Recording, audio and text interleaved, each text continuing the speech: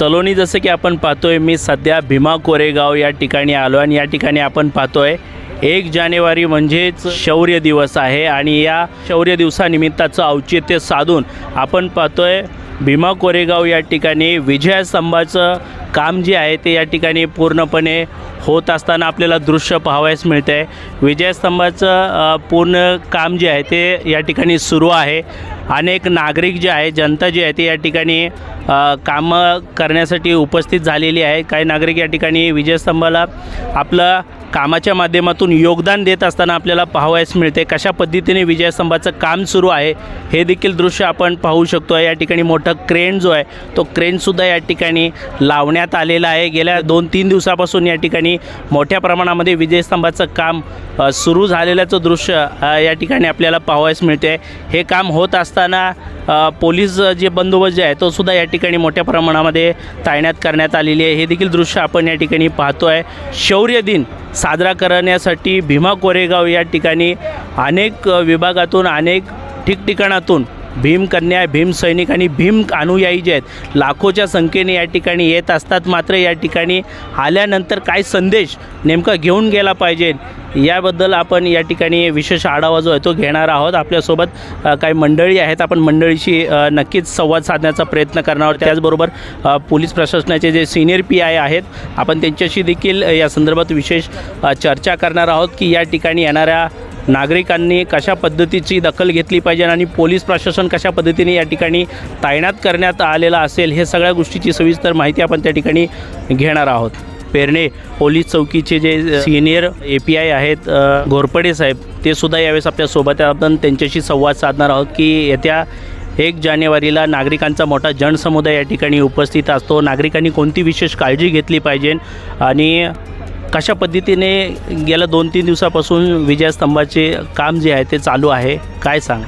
31 डिसेंबर 2025 आणि 1 जानेवारी 2026 या 2 दिवसात जो काही जनसमुदाय या भीमा कोरेगावच्या इथे आपल्या जयस्तंभाला वंदन करण्यासाठी येतो, त्या सर्व अनुयायांसाठी प्रशासन अतिशय सज्ज असून त्यांना सर्व सुखसुविधा पुरवण्यात येणार आहे। त्यांना कुठल्याही प्रकारची अडचण होणार नाही याची दक्षता सर्व प्रशासन घेत आहे। पोलीस प्रशासनाच्या वतीने मोठ्या प्रमाणावर इथं कायदा सुव्यवस्था निर्माण होऊ नये यासाठी बंदोबस्त ठेवण्यात आलेला आहे। तरी सर्व नागरिकांना विनंती आहे की सर्वांनी येताना कुठल्याही प्रकारची भीती मनात बाळगू नये आणि कोणाला काही एक संशयित वस्तू किंवा काही संशयित आढळल्यास तात्काळ पोलिसांना त्याची माहिती द्यावी।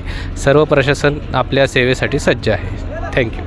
नक्कीच खऱ्या अर्थाने जर पाहिलं तर 1 जानेवारीला शौर्य दिनानिमित्त भीमा कोरेगाव या ठिकाणी भीम अनुयायी लाखोच्या समुदायाने या ठिकाणी उपस्थित होतात। विजयस्तंभाला अभिवादन करण्यासाठी या ठिकाणी दाखल होत असतात।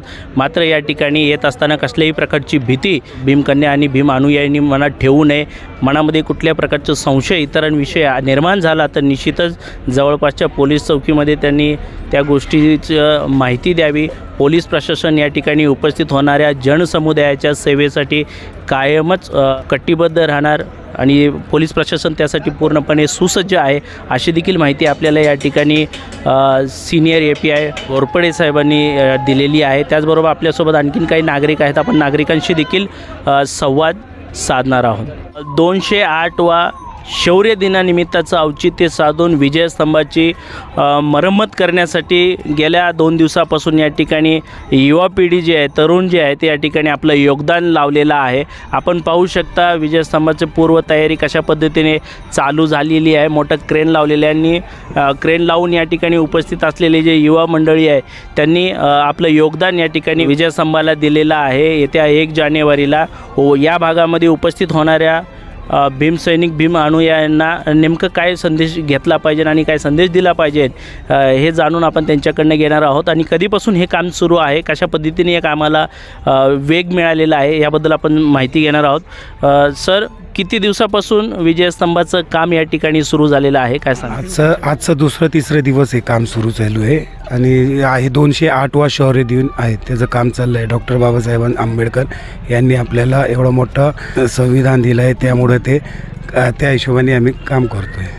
काम करत असताना काय आपल्याला अनुभव येत आहे किंवा कसं वाटतंय?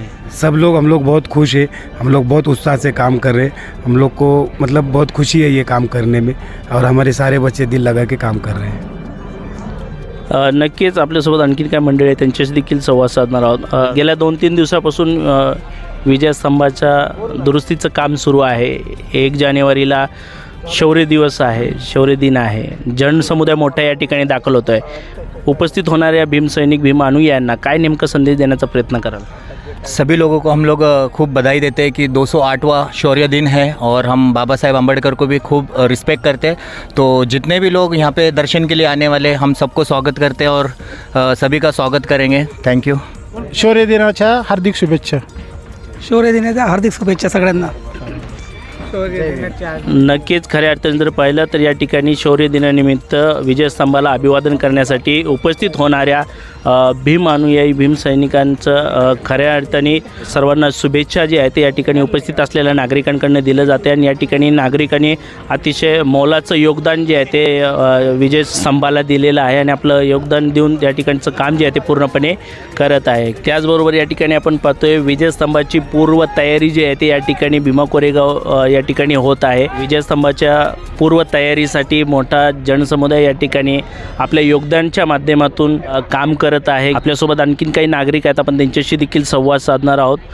1 जानेवारीला अनेक भीम सैनिक भीम कन्या व भीम अनुयायी लाखोच्या समुदायाने भीमा कोरेगाव या ठिकाणी 208वा शौर्य दिन साजरा करण्यासाठी येत असत आहे. या ठिकाणी आलेल्या भीम सैनिकांना काय नेमका संदेश देण्याचा प्रयत्न आपण करणार आहात, काय सांगा? जय भीम. माझं नाव शंकर लोखंडे. भीम शौर्य दिनाच्या संपूर्ण बहुजन समाजाला माझ्या हार्दिक शुभेच्छा. भीम शौर्य दिवशी वंदन करणाऱ्या नागरिकांना माझं असं म्हणणं आहे की बाबासाहेबांनी सांगितलेल्या तत्त्वांवर आपल्याला चाललं पाहिजे. त्याच्यामुळे देश उज्ज्वल होईल. समता, स्वातंत्र्य, बंधुत्व, न्याय हे आपण पाळलंच पाहिजे. तसंच बाबासाहेबांनी जे जे संघर्ष करायला सांगितलं आहे तो संघर्ष आपण बाबासाहेबांनी समता दिलेले विचार देऊन जे आपल्याला तयार केलेले आहे त्यानुसार आपला संघर्ष करून त्यानुसार आपल्या त्यावर चाललं पाहिजे. हीच मी ह्या निमित्ताने मत व्यक्त करतो. जय भीम. बाबासाहेबांनी एक कानमंत्रसुद्धा दिलेला आहे, शिका, संघटित व्हा आणि संघर्ष करा. मात्र यामध्ये शिकत असताना आपल्याला तरुण पिढी दिसते, परंतु संघर्षाची वेळ आली तर कुठंतरी संघर्ष आपल्याला दिसून येत नाही. काय सांगाल त्याबद्दल? त्याबद्दल मी परखड मत मांडेल. ज्या युवकाला नोकरी लागते किंवा उद्योगधंदा जो प्रगती करतो तो नंतर ढुंकून ह्या चळवळ बघत नाही, मरते दमतर चळवळ बघत नाही. आणि ज्यांची मुलं ऑलरेडी समाजकारणात असतात, राजकारणात असतात, जे पैशाने गब्बर असतात तेच लोक जास्त करून राजकारणात पुढे येतात आणि मग तेच मलिदा खातात आणि मग त्यांचा मलिदाचा समाजाला काहीच उपयोग होत नाही. पण बाबासाहेबांनी जर हे आपल्याला दिलं नसतं तर आपल्या समाजाने कशी प्रगती केली असती हे पण विचार करण्यासारखी गोष्ट आहे. नक्कीच. त्याचबरोबर आपल्यासोबत कुणाल भाऊ सर्वदे ते देखील या ठिकाणी विजयस्तंभाला योगदान देण्यासाठी या ठिकाणी उपस्थित झालेले आहेत. आपण त्यांच्याशी देखील संवाद साधणार आहोत. येणाऱ्या जनसमुदायाला काय संदेश देण्याचा प्रयत्न आपण करणार आहोत? जय भीम, जय बुद्ध, जय भारत. मी कुणाल सर्वदे, राहणार फुरसुंगी. आपण जो समाज आहे याला एक सांगत इच्छितो मी की आपण लोक काय करतो की फक्त 1 जानेवारी, 14 एप्रिल, 6 डिसेंबर यावेळेस एकत्र येतो. आपण याच वेळेस काय येतो एकत्र? मला समाजाला एक सांगायचं आहे की हा शौर्य दिन आहे ना, याच्यातनं एक आपल्याला एक खूप मोठा संदेश आहे. कारण हे 28,000 पेशवे जे कापलेत आपल्या 500 लोकांनी, यांच्यात एकी होती आणि ही एकी आपल्याला पाहिजे. आज आपल्या समाजामध्ये एकी नाही आहे. आज आपण काही पक्ष तटाकाटामध्ये विभागले गेलेले, हे असं नव्हतं. आपण एकत्र आलं पाहिजे आणि एकीने लढलं पाहिजे. आणि एक लक्षात अजून एक सांगायचं इच्छितो मी की समाजाने कोणत्याही दिशा भूल न करता आपण आपल्या समाजाशी एकनिष्ठ राहिलं पाहिजे, समाजासाठी कार्य करत राहिलं पाहिजे. आणि जसं आता सरांनी सांगितलं की शिकलेले लोक आहेत ते नोकरीमध्ये व्यस्त असतात, ते ठीक आहे, तो त्यांचा भाग झाला. पण एक सांगू इच्छितो की बाबासाहेबांनी आपल्याला एक सांगितलं होतं की जर तुम्ही 100 रुपये कमवत असाल तर त्यातले 10 रुपये तुम्ही समाजाला दिले पाहिजे. आणि माझं एक कळकळीचं विनंती आहे समाजात की खरंच तुम्ही जर कमवताना त्यातले जर तुम्ही एक 10 रुपये समाजासाठी जर दिले तर हे समाजाच्या प्रगतीसाठी खूप चांगलं आहे असं मला वाटतं. की जसं ख्रिश्चन बांधव आहेत, मुस्लिम बांधव आहेत, हे सुद्धा कोणत्या ना कोणत्या याच्याने ते रूपाने ते समाजाला मदत करतात. आपला समाज असं करत नाही आहे, तर आपण लोकांनी ते केलं पाहिजे. एवढंच मी सांगू इच्छितो. जय भीम, जय भारत, जय बुद्ध. नक्कीच खऱ्या अर्थाने जर पाहिलं तर येत्या 1 जानेवारीला भीमा कोरेगाव या ठिकाणी 208वा शौर्य दिवस आहे आणि या शौर्य दिवसानिमित्त विजयस्तंभाला अभिवादन करण्यासाठी लाखोच्या संख्येने जनसमुदाय या ठिकाणी अभिवादन करण्यासाठी या ठिकाणी येतात. मात्र या ठिकाणी येत असताना आपल्यापासून दुसऱ्या समाजाला कुठल्याही प्रकारचं गालबोट लागू नये याची पूर्णपणे दक्षता घेतली पाहिजे. त्याचबरोबर समाज एकवट झालेला आहे म्हणून आपण इतर समाजाविषयी काहीतरी टीकाटिप्पणी नागरिकांनी केलं नाही पाहिजे, हा संदेश महत्त्वाचा संदेश आहे. त्याचबरोबर भीडमध्ये असताना लहान मुलं जे आहेत ते सुद्धा आपल्या पालकांनी व्यवस्थित त्यांची काळजी घेतली पाहिजे, कारण की या भागामध्ये मोठ्या प्रमाणामध्ये जनसमुदाय असतो. कोण कुठं आहे याची भान एकमेकाला नसते. मात्र त्या गोष्टीची विशेष काळजी समुदायासोबत येत असताना ज्या त्या परिवाराच्या नागरिकांनी ज्या त्या परिवाराच्या लहान लेकरांची काळजी घेतली पाहिजे, असे देखील एक महत्त्वाचा संदेश आहे.